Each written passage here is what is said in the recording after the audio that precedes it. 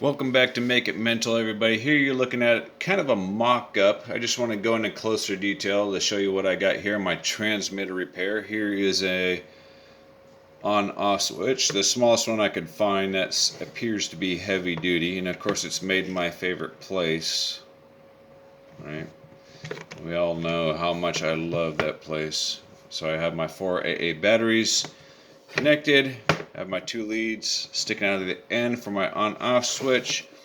I have eliminated the brace that used to run in there using my rotary tool with a spiral bit so that way I could reach down in there. I've cut approximately 50%, maybe 51%, at least how I want to mount my switch, because it's going to cover about 50% of the hole right here. So I marked, come on, focus. There we go. The bottom line, or the line closest to you, represents where the screw would go. The top line furthest away from you would represent where the brace was. So I need to take into consideration that the wires need to pass through somewhere, and once the two halves of the controller are connected, there would be no place to pass through the wires. So some structural elements have to be eliminated. Focus. Right. So what I plan to do is snip the negative wire somewhere in here, solder in one end, and then solder in the other end where I made the cut. And as you can see right here, it is on.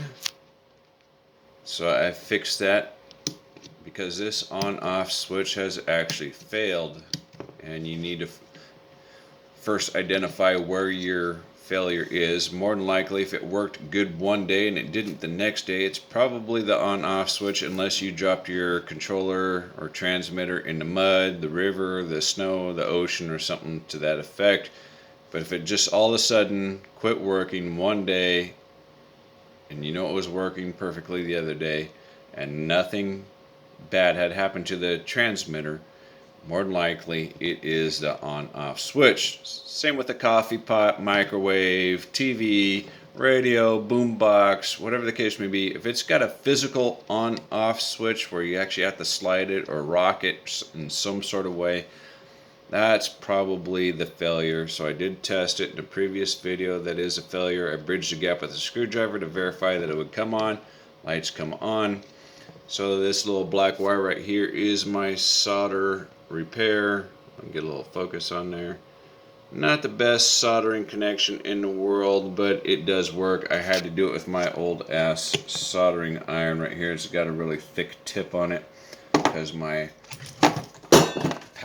gravity's still working. Power probe is not functioning at this moment for some odd reason. The flame looks like that out of a lighter despite adjusting the fuel air mixture as seen here.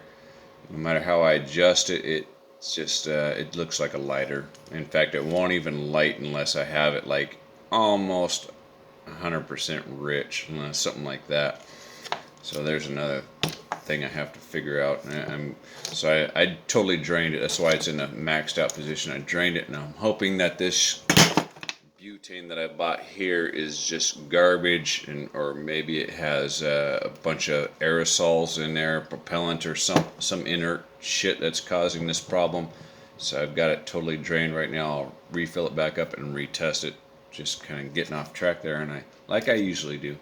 But anyway, so what I did to get this far after the diagnosis, let me reassemble this real quick.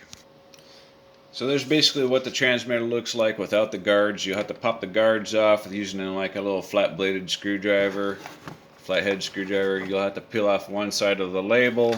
You got the razor knife the other side of the label down here. You might have to, I did, and remove all of your screws. They'll be easily discernible. In this particular transmitter, they use Phillips screws, so it was pretty easy to get them all removed. No special tools required.